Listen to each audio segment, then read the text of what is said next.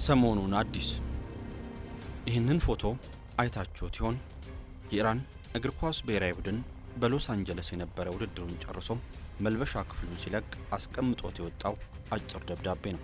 ቡድኑ ከመልበሻ ክፍሉ በፍጥነት እንዲወጣና የዛኑ ምሽት ከሀገር አሜሪካ ለቆ ሜክሲኮ ገብቶ እንዲያድር መገፋቱን ዓለም ዘግቦታል።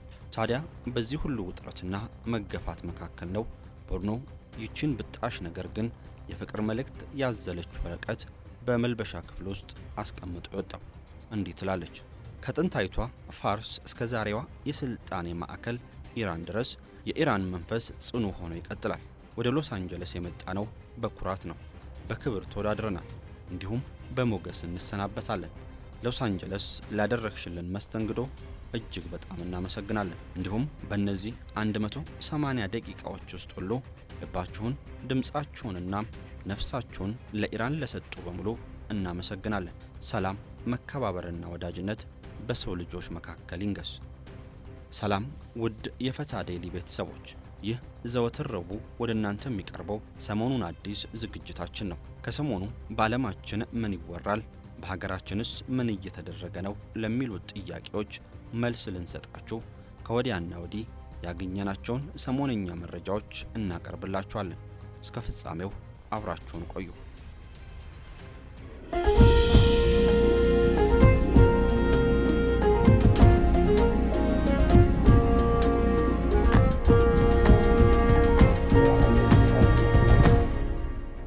የዓለም ዋንጫውና የኢትዮጵያ ምርጫ እንዴት ተገናኙ? ትልልቆቹ ብሔራዊ ቡድኖች በዓለም ዋንጫ መድረክ ልምድ ከሌላቸው ጋር እየገጠሙ ፍዳቸውን እየበሉ ነው። ለምሳሌ በትላንቱ ጨዋታ ፖርቹጋል ኡዝቤኪስታንን ስትገጥም ውጤቱ ምን እንደሚሆን ቀድሞ መገመት ይቻል ነበር። በሀገር ውስጥ ምርጫም ኦነግ በኦሮሚያ አንድም ድምፅ አላገኘም። በአንጻሩ ኢዜማ በኦሮሚያ ድምፅ ማግኘቱን ሰምተናል። ገዢው ፓርቲ የተጠበቀውን ከፍተኛ ድምፅ እንዳገኘ ተዘግቧል። በዓለም ዋንጫው ያልተጠበቁ ቡድኖች ያልተጠበቀ ውጤትም ሲያገኙ ተመልክተናል። እነ ኬፕ ቨርዴ የህዝብ መነጋገሪያ ሆነዋል። እነ ዶክተር በለጠ ሞላ ምርጫ በተወዳደሩበት ራያ ቆቦ ምርጫ ክልል 13462 ድምፅ በማግኘት ለተወካዮች ምክር ቤት ተመርጧል። ኬፕ ቨርዴም በለጠ ሞላም አልተጠበቁም ነበር። የሆነ ሆኖ እርሶ ውጤቱን እንዴት አገኙት? የየትኛውን እንዳይሉን እኛ ወደ መረጃዎቻችን እንሻገር። በሶማሌላንድ የዘመቱ ኢትዮጵያውያን ኑ እንጂ እንስማማ የሚለው የሀርጌሳ ጥሪ ከቅርብ ጊዜ ወዲህ ጎልቶ እየተሰማ ነው። ሶማሌላንድ ከእስራኤል ቀጥሎ የእውቅና ድጋፏን ከተባበሩት አረብ ኤሚሬት እንደምትጠበቅ በይፋ ተናግራለች። የሚገጥማትን ተቋሙና ግብረ መልስ በመስጋት ለዚህ ውሳኔ ዳተኛ ሆናለች። ታዲያ በዚህ መሃል ኢትዮጵያን ቀድመው ትውልድ ኢትዮጵያን ለሶማሌላንድ መዝመታቸው እየተሰማ ነው። ሙሉ መረጃው እንደሚከተለው ይቀርባል። እስራኤል ትውልድ ኢትዮጵያውያን ወታደሮችን በሶማሌላንድ ማሰማራቷ ተሰምቷል። ሚድልስት አይ የተባለ የዜና ወኪል አንድ ከፍተኛ የሶማሊያ መንግስት ባለስልጣንን ጠቅሶ እንደዘገበው እስራኤል በዘንድሮ የፈረንጆቹ ዓመት መጀመሪያ ላይ ትውልድ ኢትዮጵያውያን የሆኑ እስራኤላውያን ወታደሮችን ያካተተ ቡድን ወደ ሶማሌላንድ ልካለች። ስማቸው ያልተጠቀሰው እኚህ ባለስልጣን እንደገለጹት እስራኤል ራስ ገዝ ለሆነችው ሶማሌላንድ በታህሳስ 2025 በይፋ እውቅና ከሰጠች ማግስት ጀምሮ ወደ 50 የሚጠጉ የእስራኤል ወታደሮች ወደ ስፍራው ተልኳል። ወታደሮቹ የተመረጡት ከአፍሪካውያን ወገን በተለይም ደግሞ ከኢትዮጵያ ማህበረሰብ ሲሆን ይህም የሆነው የአካባቢውን ማህበረሰብ በቀላሉ በመምሰል ትኩረትን ላለመሳብ እንደሆነ ተገልጿል። የዚህን ዘገባ ትክክለኛነት በተመለከተ የእስራኤል መከላከያ ሰራዊትም ሆነ የሶማሌላንድ ባለስልጣናት ለቀረበላቸው ጥያቄ ምላሽ መስጠት አልፈለጉም። ይህ አዲስ መረጃ የወጣው በእስራኤልና በሶማሌላንድ መካከል እያደገ በመጣው የደህንነት ትብብር ወቅት መሆኑ ታውቋል። ባለፈው ሳምንት የእስራኤል መከላከያ ሚኒስትር እስራኤል ካዝ ከሶማሌላንዱ ፕሬዝዳንት አብዱራህማን ሞሐመድ አብዱላይ ጋር ባደረጉት ስብሰባ ሁለቱ ወገኖች እስካሁን በሚስጥር በቆዩ ስራዎች ለዓመታት ከእይታ ውጭ ሲተባበሩ መቆየታቸውን ተናግሯል። ከቅርብ ጊዜ ወዲህ እስራኤል በሶማሌላንድ ወታደራዊ መሰረተ ልማት ሊኖራት ይችላል የሚለው ግምት እየናረ ቢመጣም የሶማሌላንድ መከላከያ ሚኒስትር ሙሐመድ የሱፍ አሊ ግን እስራኤል በሀገሪቱ ውስጥ ወታደራዊ ካምፕ ትመሰርታለች የሚለውን ወሬ ሲያስተባብሉ ተደምጠዋል። የኬንያ ዜጎች አልተቻሉም። የኬንያ ጄንዚ አልተቻለም። እሳት የለበሱ ለተቋሞ ቅርብ የሆኑም በአንድ ጥሪ አደባባዩን የሚያጥለቀልቁት እነዚህ የኬንያ ወጣቶች ለዊሊያም ሩቶ መንግስት የጀርባ እከክ ሆነውበታል። ሩቶ እንዳሻቸው መገለባበጥ አይችሉም። ምክንያቱም ወጣቱ ወገባቸውን አንቆ ይዞታል። የዳቦ ሳንቲም ጨመረ ከሚል ቀላል የሚመስል ጥያቄ እስከ ትላልቅ የመንግስት ፖሊሲዎች ድረስ የኬንያ ጄንዚ ሁሉም ይመለከቷል። ለሁሉም ግብረ መልሱን ይሰጣል። አለው አለን እየተያየን ነው ይላል። ከሰሞኑ አሜሪካ አንድ የኢቦላ ማቆያ በኬንያ ከፍታለሁ ብላ የሩቶ መንግስት እንከፍታለን ብለው በጀቱ ሊለቀቅ ከጫፍ ነበር። ጄንዚው ግን ይህንን አልቀበልም፣ በሀገሬ የማንም ሀገር የኢቦላ ማቆያ አይከፈትም ሲል ይቃወማል። የኬንያ መንግስትም የወጣቱ ድምፅ በጉልበት ለማፈን ጥቂት ሞከረ። መጨረሻው ግን ሌላ ሆነ። ሙሉ መረጃውን ነው።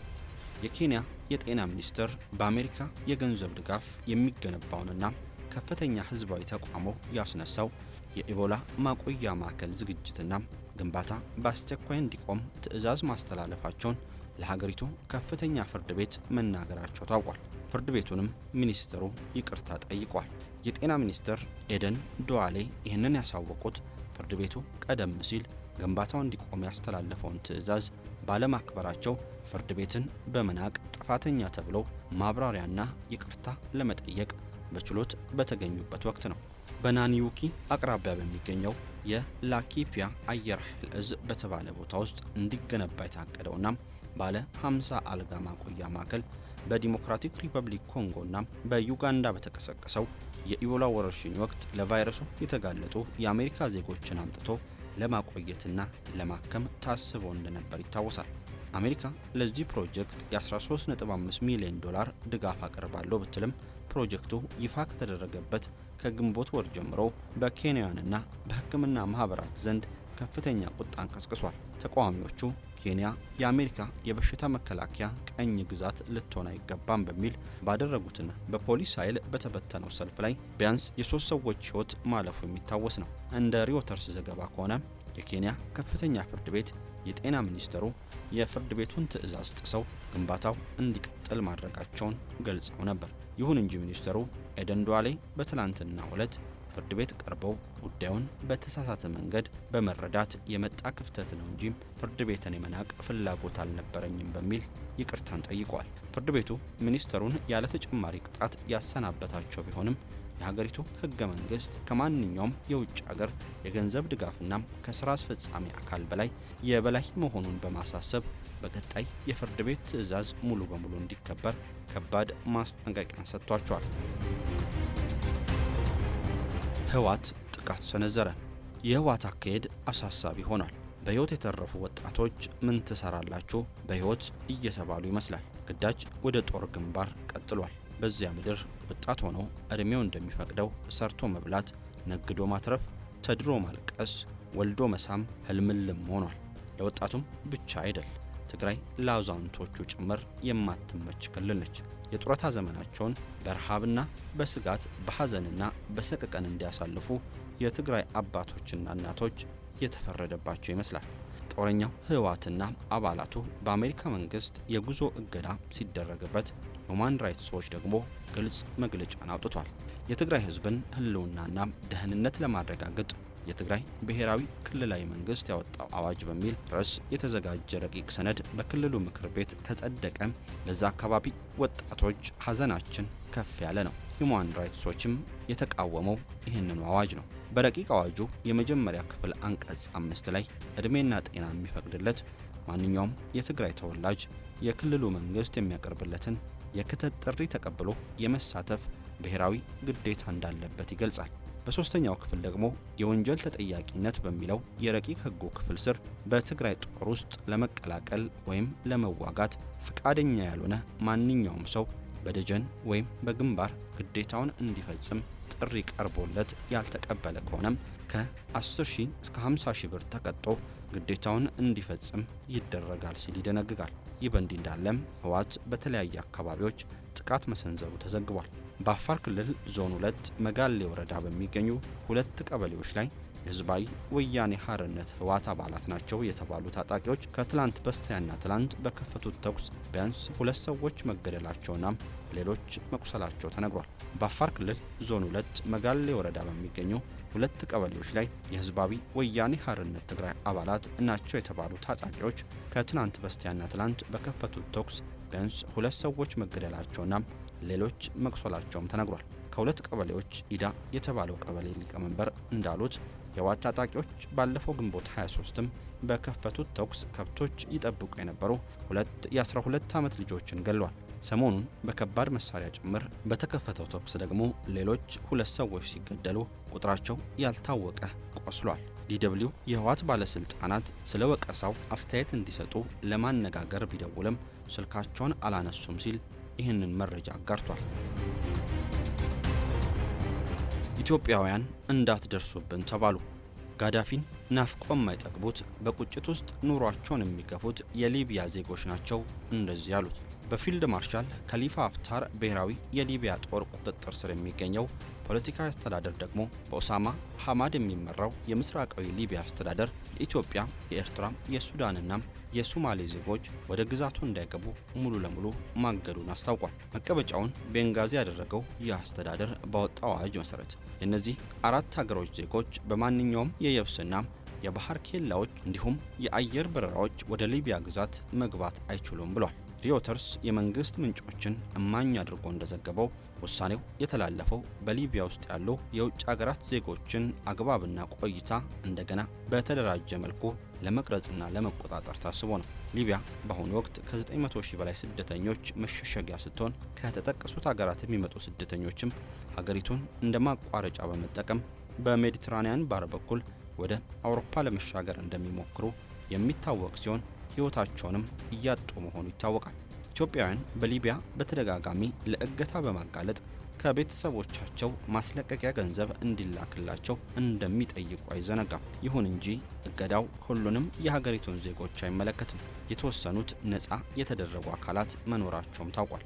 ይህም እውቅና ያላቸው ዲፕሎማቶችና የቆንስላ ሰራተኞች፣ የቤተሰቦቻቸው አባላትና በትምህርት በሕክምናና በተያያዥ የጤና ዘርፎች ላይ የሚሰሩ ባለሙያዎችን አካትትም። ይህም ፍቃድ የሚያገኘው ህጋዊ የሥራ ውልና ከሚመለከተው የሊቢያ ባለስልጣን ተገቢውን ፍቃድ ማግኘት ሲችሉ ብቻ መሆኑ ተገልጿል። በተጨማሪም የምስራቅ ሊቢያ የሀገር ውስጥ ሚኒስቴር ህገወጥ ሆነው በግዛቱ ውስጥ የሚገኙ የእነዚህ ሀገራት ዜጎች ላይ አስፈላጊውን ህጋዊ እርምጃ እንዲወስድና ከሀገር እንዲያባረር መመሪያ ተሰጥቷል ተብሏል። በመጨረሻም የምርጫ ውጤት ወሬዎች። ኢዜማ 13 መቀመጫዎችን በመያዝ ከተቃዋሚዎች ከፍተኛውን ድርሻ አገኘ ተብሏል። በኦሮሚያ ክልል ምክር ቤትም 1 ወንበር አሸንፏል። የኦሮሞ ነጻነት ግንባር ኦነግ በኦሮሚያም ምንም መቀመጫ አላገኘም።